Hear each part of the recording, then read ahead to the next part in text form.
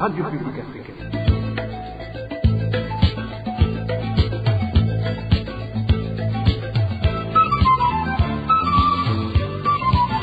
Radio Publique Africaine.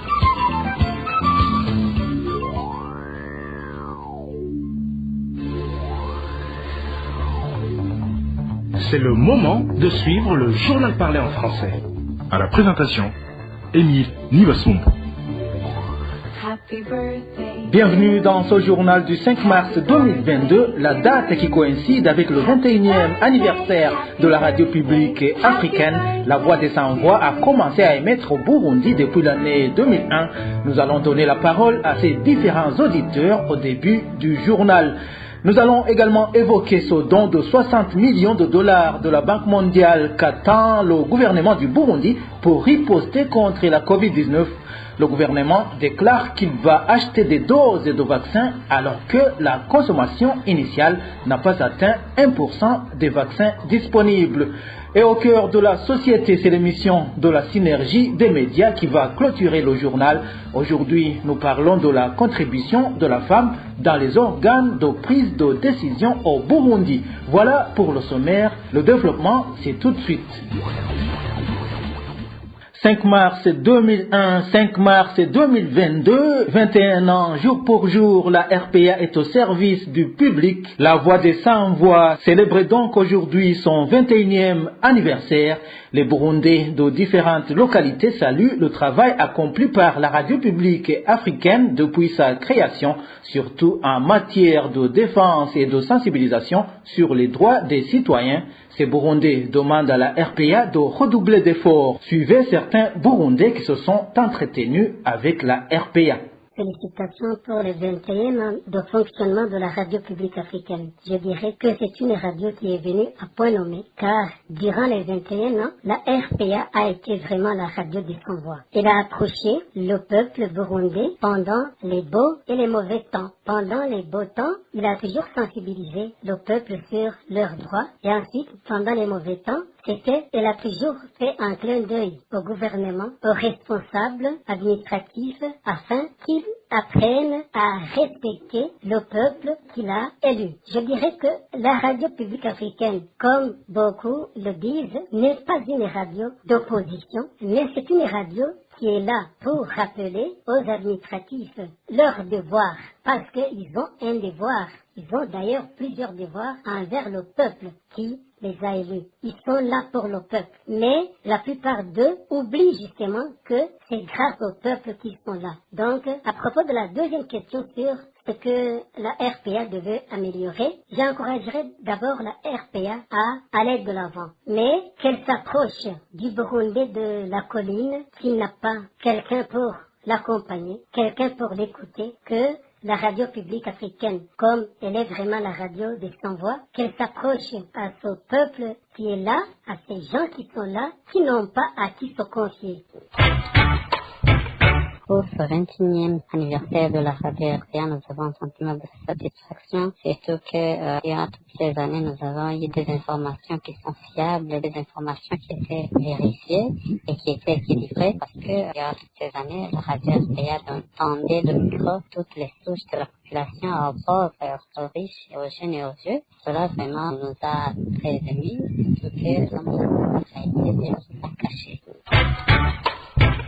La RPA, Radio Publique Africaine, célèbre aujourd'hui 21 ans de sa création. Donc c'est une des radios qui publiait des informations riches, cherchées jusqu'en profondeur. C'est une des radios qui a aidé à l'évolution des droits de l'homme, qui a fait beaucoup de secours pendant la période de crise que le Burundi est en train de traverser il y a des années. Donc, de sa création, il a sauvé beaucoup de vies humaines, surtout puisque certaines des autorités burundaises commettaient des forfaits, commettaient des crimes en cachette, mais la RPA a essayé de suivre de près ces actes ignobles des autorités burundaises jusqu'à les publier. Donc, fait un travail louable. Nous remercions les journalistes de la RPA, puisque eux aussi étaient en danger, puisqu'ils publiaient ce que les autorités burundaises ne veulent pas que personne ne reconnaît. Donc c'est une des radios qui continue toujours à sauver beaucoup de gens, mais s'ils sont en exil, ils continuent à faire cet acte louable et nous les encourageons à continuer à faire cet acte. C'est Dieu qui leur donnera des remerciements. Beaucoup de Burundais, en fait, saluent cette activité de la RPA. C'est ce que je dirais pour 21 ans d'anniversaire qu'ils sont en train de célébrer aujourd'hui. Depuis sa création, la RPA a joué un rôle primordial dans la réconciliation des Burundais et essentiellement dans la sensibilisation sur la démocratie. Propos de l'ancien vice-président de la République, Frédéric Bambuginyumvira, se réfère surtout sur l'étude qu'il a menée sur le fonctionnement de la RPA. On l'écoute. J'ai suivi avec intérêt l'évolution de la radio publique africaine jusqu'à ce que je fasse une étude sur cette radio dans le cadre justement des travaux de finition de la maîtrise en sciences de gouvernance. Et dans cette étude, il a été démontré que cette radio était venue à un moment particulier de la vie de notre pays, parce que c'était juste après la signature de l'accord d'Arusha. Ça veut dire que cette radio a accompagné la mise en application de cet accord pendant la période de transition. Et son objectif était de permettre justement aux citoyens burundais de comprendre, d'être éveillés pour qu'ils sachent que le pays leur appartient, que le pays n'appartient pas aux dirigeants, que le pays appartient aux citoyens burundais. Je crois que c'est ainsi que, effectivement, la radio publique africaine a répondu convenablement à cet objectif-là d'être la voix des sans-voix.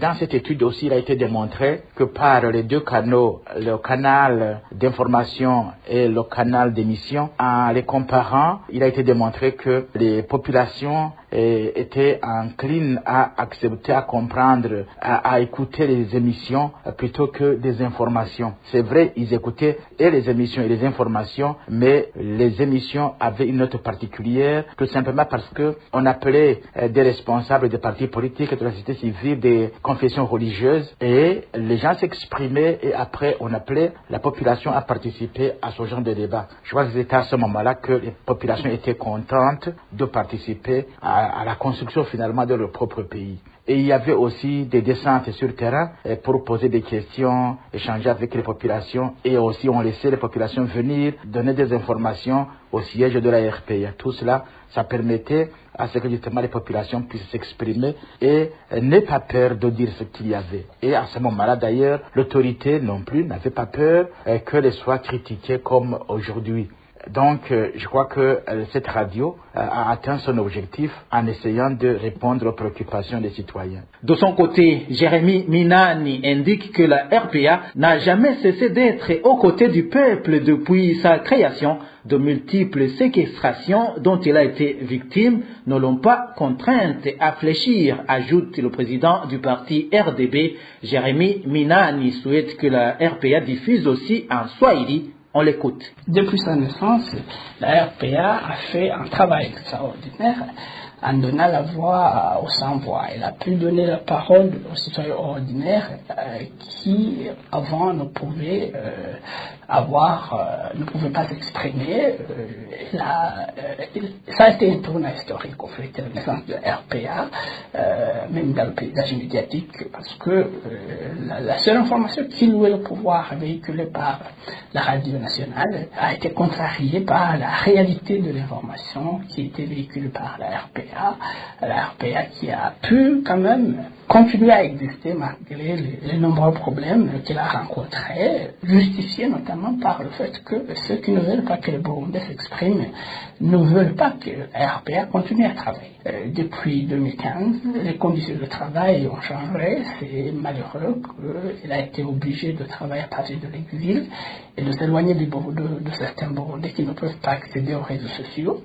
Mais en réalité, hormis la petite parenthèse pendant laquelle la RPA n'émettait pas, dans ce qui va la crise qui se vit dans notre pays, on a vu que la RPA est revenue, elle travaille dans des conditions difficiles, mais l'information, les Burundais accèdent jusqu'à présent à l'information crédible véhiculée par la RPA. Comme suggestion, je suggérerais peut-être qu'il y ait des programmes en Swahili, parce que le Swahili c'est une langue maintenant régionale. Les pays limitrophes, la Tanzanie, le Kenya, le Congo, la RDC, sont des pays où la langue Swahili est une langue nationale. Les habitants de ces pays ont besoin de savoir ce qui se passe dans notre pays, même les Burundais qui y résident, qui maintenant sont presque swahiliphones, bénéficieraient beaucoup de l'information en swahili. Voilà, c'est Jérémy Minani, président du Rassemblement des démocrates burundais. Un des faits qui ont marqué les 21 ans d'existence de la RPA est la complicité qu'elle a pu créer entre elle et la population. Propos de Bob Rugurika, qui a d'ailleurs profité de cette occasion pour féliciter et rendre hommage aux journalistes en général et particulièrement ceux de la RPA pour être restés debout malgré les défis et difficultés auxquels ils continuent à faire face. Les 21 ans d'existence de la RPA ont été une très belle histoire entre la radio et son public. Ça a été une histoire de courage et d'amour du travail, mais aussi vraiment une histoire d'amour entre la radio et son public. Ces 21 ans ont malheureusement été aussi durs pour les journalistes de la RPA, tout comme pour d'autres journalistes des médias indépendants burundais qui sont aujourd'hui en situation difficile du fait que beaucoup de dirigeants burundais n'ont pas vraiment suffisamment la culture démocratique qui tolère la critique, mais aussi l'esprit de redevabilité. La preuve en est le contexte actuel dans lequel travaillent nos médias indépendants, un contexte d'exil et dans des conditions vraiment chaotiques. Néanmoins, nous tenons à féliciter et vraiment nous nous inclinons devant les journalistes de la RPA et ceux d'autres médias indépendants en situation difficile qui ont fait preuve du professionnalisme, mais aussi vraiment qui ont témoigné leur amour du métier en restant au service de la population. Conscient des conditions de travail des journalistes en exil, Bob Rugurika appelle les partenaires à continuer leur noble mission de soutenir les médias indépendants burundais afin qu'ils puissent mieux s'acquitter de leurs tâches.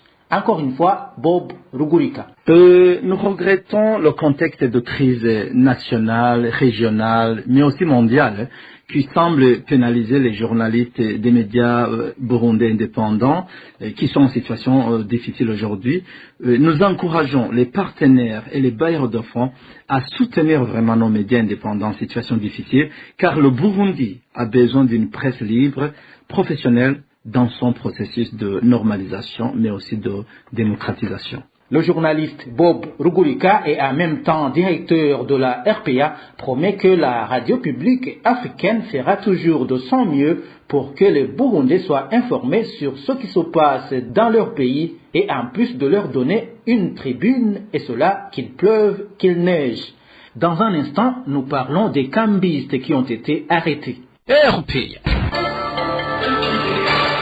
Plus de 15 cambistes ont été arrêtés par la police hier. Ces changeurs se disent être victimes de la nouvelle hausse du taux de change d'une part, mais aussi des policiers qui les rançonnent d'autre part. Le point avec Eric Nyonzima. Ces changeurs ont été arrêtés en début d'après-midi ce vendredi au centre-ville de Bujumbura, aux endroits communément appelés Chendamama et aux cafétérias dits face à face. Pour les appréhender, les policiers ont d'abord sillonné ces coins. Les policiers étaient à bord des camionnettes, certains en tenue policière et les autres en tenue civile. Arrivés à ces endroits, ce sont les policiers en tenue civile qui descendaient brusquement de ces véhicules pour arrêter tout changeur qui était aux environs. Certains des changeurs se sont repris pour se cacher dans les magasins ou autres maisons dans le centre-ville de Bujumbura. Ceux qui se sont entretenus avec la RPA disent que la police les accuse d'être derrière le nouveau manque de devises. Il y a à peu près des semaines que le taux de change des dollars avait chuté de 3500 francs à 2900 francs, mais aujourd'hui, le taux de change a de nouveau augmenté jusqu'à 3300 francs. Ces changeurs s'indignent aussi du comportement de ces policiers qui ne veulent que leur exiger des rançons pour les libérer, puisque les policiers ne confectionnent jamais des dossiers d'arrestation. Les frontières terrestres entre le Rwanda et le Burundi vont rouvrir à partir de lundi prochain, 7 mars 2022. Cela transparaît dans un communiqué sorti hier par le cabinet du Premier ministre rwandais. Les personnes qui sortent ou qui entrent en passant par ces frontières seront seront testés au coronavirus en cas de besoin, selon toujours le communiqué. Les frontières entre le Burundi et le Rwanda ont été fermées depuis le 15 mars 2020. Et nous vous en parlions dans les titres. Un don de 60 millions de dollars est attendu par Gitega dans le cadre du projet de riposte contre la Covid-19. Selon le Conseil des ministres de mercredi dernier, ce don de la Banque mondiale permettra entre autres au pays de s'approvisionner en vaccins.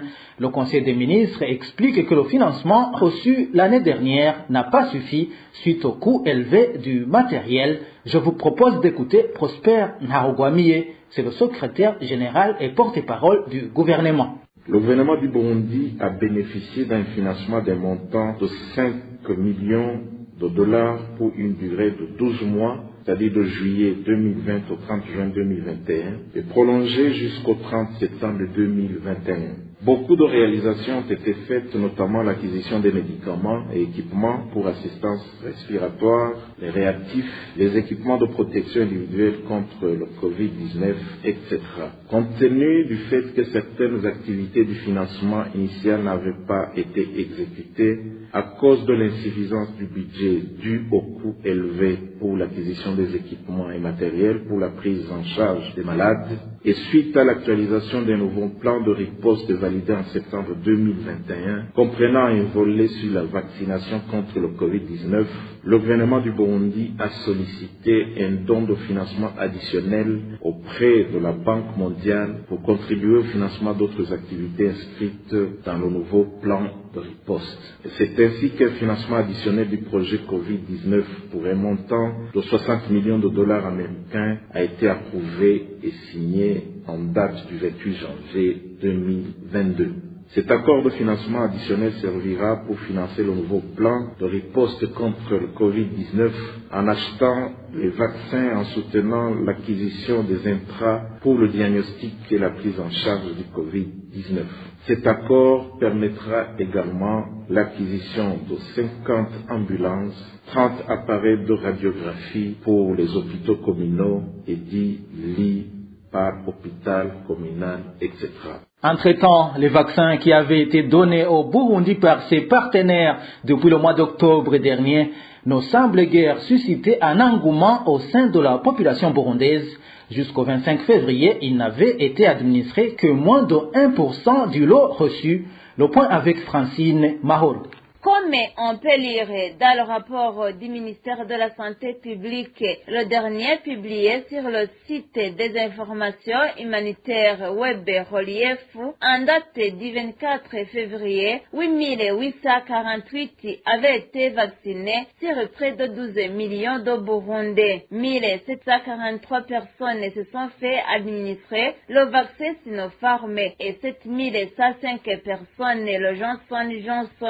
Au total, le Burundi a reçu 8 2400 doses de vaccins de 5 millions de Sinopharm et 30 2400 Johnson. Selon le rapport, le Burundi projette l'augmentation du taux de couverture vaccinale contre la Covid-19 au niveau national à travers la décentralisation des sites de vaccination et l'intensification de la communication pour accroître la demande. Cependant, selon les observateurs des autorités burundaises, se sont montrés jusqu'à présent passives dans la sensibilisation au vaccin contre la Covid-19. L'on accuse même certaines autorités d'utiliser des discours qui découragent la population à se faire vacciner. Le Burundi a reçu ses premières doses de vaccin le 14 octobre 2021. Il s'agissait de 5 millions de doses de Sinopharm offert par la Chine et qui devait permettre de vacciner au moins 250 000 personnes. La vaccination a débuté le 19 octobre. Le premier dose de Johnson a été réceptionné au Burundi le 6 décembre 2021. Pour rappel, l'objectif de l'OMS est que chaque pays vaccine 70% de sa population d'ici à la mi-2022. Les natifs de la colline Kijima en commune Rutovu, nous sommes dans la province Bururi, demande que la plantation d'arbres située sur cette même colline soit remise dans les propriétés de l'État.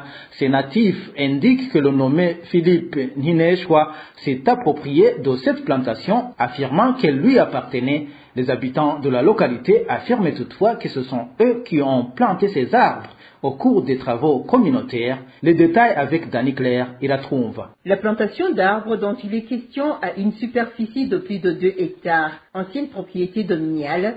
Les arbres qu'elle contient ont été plantés par la population locale lors des travaux communautaires. Pendant 6 ans, personne ne s'y est aventuré pour faire la coupe. Mais les choses ont changé en 2012 avec l'arrivée d'un certain Philippe Nineshwa qui se réclamait propriétaire, et ce depuis 2004. Dans l'entretemps, en 2008, l'église Pentecôte avait demandé à interchanger le terrain et le gouverneur de la province Bururi a octroyé une partie de ce terrain en conflit d'une superficie de 100 mètres sur 50 mètres pour la construction d'une église dans laquelle ils ont prié jusqu'à ce que le même Philippe vienne les y déloger.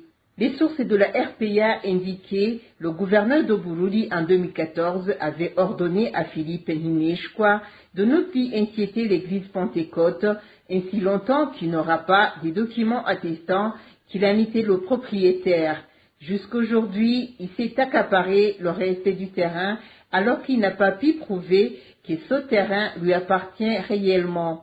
Ce que les habitants de Kijima considèrent comme un forcing du nommé Philippe, lequel se serait soutenu par certains hauts cadres du parti au pouvoir, dont Jérôme Bikolimana et Claude Ninina Hadzwe, respectivement président du conseil communal de Rutovu et responsable du parti CNDD-FDD sur la colline Kijima. Selon les mêmes sources, il serait également soutenu par l'ancien administrateur de la commune Rutovu. Les habitants de la colline Kijima demandent l'intervention des nouveaux dirigeants afin qu'ils puissent empêcher Philippe Nineshwa de continuer à couper les arbres qu'ils ont eux-mêmes plantés. Ils demandent ainsi aux autorités habilitées de faire les possibles pour protéger ce seul espace pouvant permettre à la population de Kijima d'effectuer divers travaux de développement. La rédaction de la RPA n'a pas encore pu joindre les autorités communales de Rutovu pour qu'elles s'expriment là-dessus. Dans un instant, nous nous rendons dans les camps des réfugiés burundais. RPA. L'exploitation sexuelle est une réalité au camp des réfugiés de Lusenda en République démocratique du Congo. Les victimes sont principalement les femmes et filles. Cette exploitation sexuelle s'est accentuée suite à la pauvreté qui s'y observe. Marie-Ange Irakozé nous en dit plus.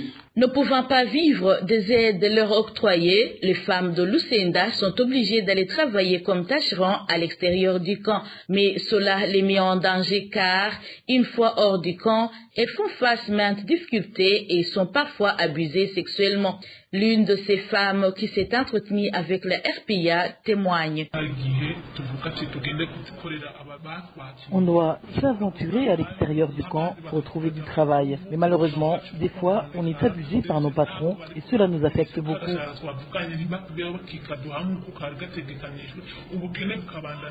Il y en a d'autres qui refusent d'honorer leurs engagements et nous payent des miettes. Il arrive aussi que des patrons nous demandent de coucher avec eux comme condition pour décrocher le boulot.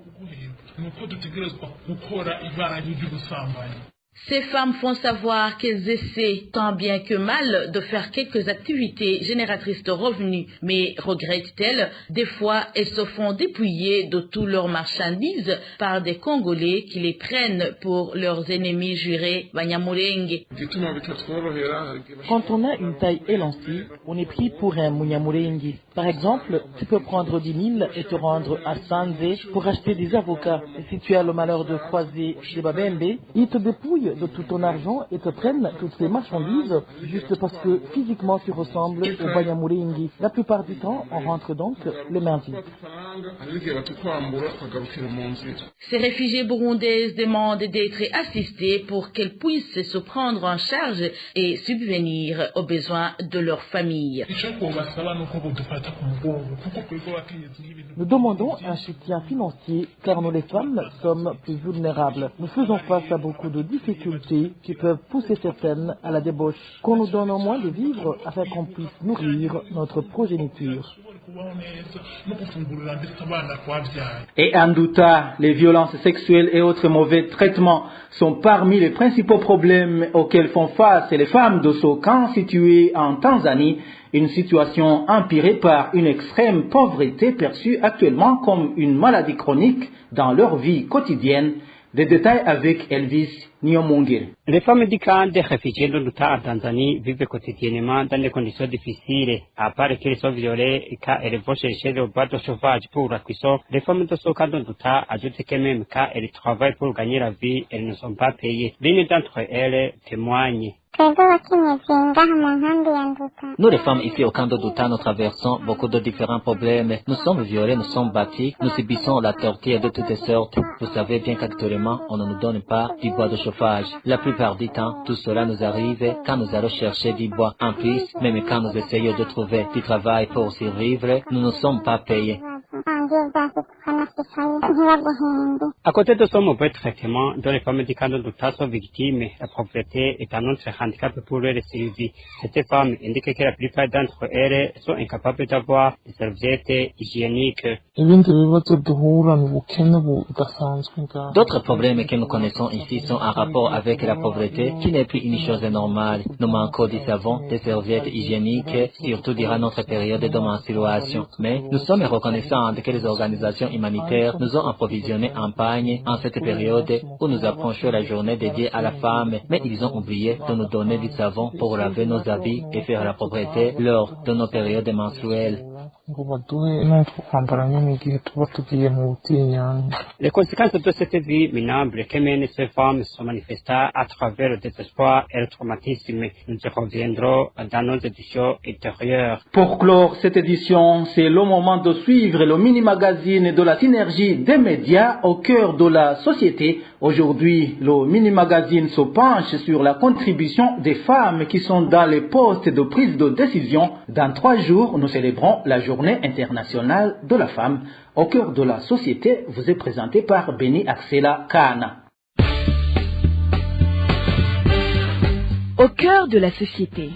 Au cœur de la société est une émission de tous les samedis, préparée en synergie par les radios Inzamba Agate Kakawe, Radio RPA Ijuya Onyagihugu, ainsi que la radio-télévision Renaissance.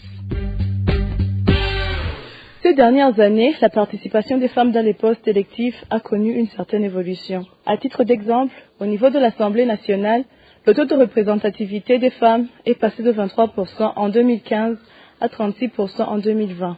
Maintenant, il est autour de 39% selon les rapports des organisations féminines. Ces femmes élues contribuent-elles valablement dans la promotion des femmes en général et surtout de la femme rurale? La réponse se trouve dans ce mini-magazine au cœur de la société de ce 5 mars 2022. À la présentation, Beni Axela Kana. Depuis la mise en place des nouvelles institutions, au mois de juin 2020, certaines femmes rurales trouvent qu'il y a eu des avancées positives en matière de promotion des droits de la femme grâce aux femmes qui sont dans les postes de prise de décision. Suivez certaines d'entre elles qui se sont entretenues avec Émile Nivasumba de la radio publique africaine. Elle nous aide beaucoup, surtout en luttant contre les abus commis au niveau des ménages. Un homme peut par exemple gaspiller les biens de la famille. Il abandonne ensuite sa femme et ses enfants pour aller s'installer ailleurs. Les femmes qui sont dans les organes de prise de décision se lèvent alors. D'autres femmes les suivent et elles s'unissent pour faire respecter la loi. Ces femmes-là, des organes de haut niveau, c'est comme si les problèmes sociaux de base ne les regardez pas. Lorsque vous avez de la chance d'avoir des femmes élues au niveau des collines, c'est elles qui prennent le devant. Il y a une policière dans les instances de prise de décision à l'ENAPO. Elle nous aide beaucoup, nous les femmes. Elle m'a déjà aidé personnellement. Mon mari m'avait malmené. Elle est vraiment sur le droit chemin. Quand vous lui soumettez, elle vous convoque et vous interroge. Elle n'a rien contre les hommes, mais elle dit que l'enfant ne peut en aucun cas être victime d'un conflit entre ses parents. Elle demande également aux hommes de ne pas battre leurs femmes. Quand il y a un conflit, il faut saisir la justice. C'est ce qu'elle conseille souvent aux hommes. Catherine Mabobodi, ancienne parlementaire, reconnaît qu'il y a un pas déjà franchi dans cette lutte de promouvoir la femme en général, mais fait un clin d'œil aux femmes leaders de s'efforcer à connaître les outils de promotion des droits de la femme pour bien défendre les droits des femmes en général. S'il y a eu des avancées positives en matière de promotion des droits de la femme, c'est parce qu'il y a eu des femmes leaders qui ont œuvré pour qu'il y ait cette avancée. Je peux même vous donner des exemples. Il fut un moment où la femme n'avait pas le droit de liberté de mouvement, elle n'avait pas le droit de posséder son propre passeport. Il y a aussi un moment où on ne pouvait pas avoir un compte bancaire. Alors, si aujourd'hui on parle de la mise en place d'une banque des femmes, par exemple, je ne pense pas qu'on pourrait arriver à ce stade s'il n'y a pas de femmes qui ont plaidé pour l'existence de cette banque. Donc, si les femmes se trouvent dans ces positions dont elles bénéficient parce qu'elles ont bénéficié de l'appui des autres femmes, elles devraient aussi faire un autre pas parce que les droits de la femme doivent être pris en compte dans tous les domaines de la vie nationale. Donc, si aujourd'hui il y a satisfaction au niveau politique, même si c'est pas généralisé, on devrait aussi satisfaire d'autres droits socio-économiques des femmes. Malheureusement, il y a des femmes qui sont dans les instances de prise de décision sans avoir eu dans le passé l'opportunité d'œuvrer pour les droits de la femme. Je pense qu'à ce moment, elles doivent s'efforcer à connaître les droits des femmes, les outils de promotion des droits des femmes. Je sais par exemple qu'au niveau du Burundi, il y a ce qu'on appelle la politique nationale genre. Elles devaient savoir le contenu de cette politique. Je sais qu'il y a une loi qui lutte contre les violences faites aux femmes et devait prendre connaissance du contenu de cette loi. Je sais qu'il y a ce qu'on appelle le plan d'action national pour la mise en œuvre de la résolution 1325. Donc, les femmes doivent en premier lieu prendre connaissance de ça parce que ce sont leurs outils de plaidoyer, ce sont leurs outils de travail. Donc, si elles vont faire des interventions à la radio, si elles vont faire des interventions à la télévision, si elles vont animer des réunions des autres femmes, elles doivent d'abord savoir quels outils elles vont utiliser pour plaider pour les droits de la femme et pour plaider pour la population de façon générale. Bref, les droits de la femme vont impérativement de pair avec le respect des droits de l'homme en général. C'est cette intervention de Madame Mabobodi Catherine qui met un point final à ce mini-magazine au cœur de la société de ce samedi. Vous étiez avec Béni Axelakan à la présentation. Rendez-vous la semaine prochaine pour un autre magazine. Au revoir. C'était l'émission Au cœur de la société. Voilà, c'est par ici que nous mettons un point final au journal du 5 mars 2022. Merci à vous tous qui nous avez suivis. Joyeux anniversaire à la radio publique africaine. À la prochaine.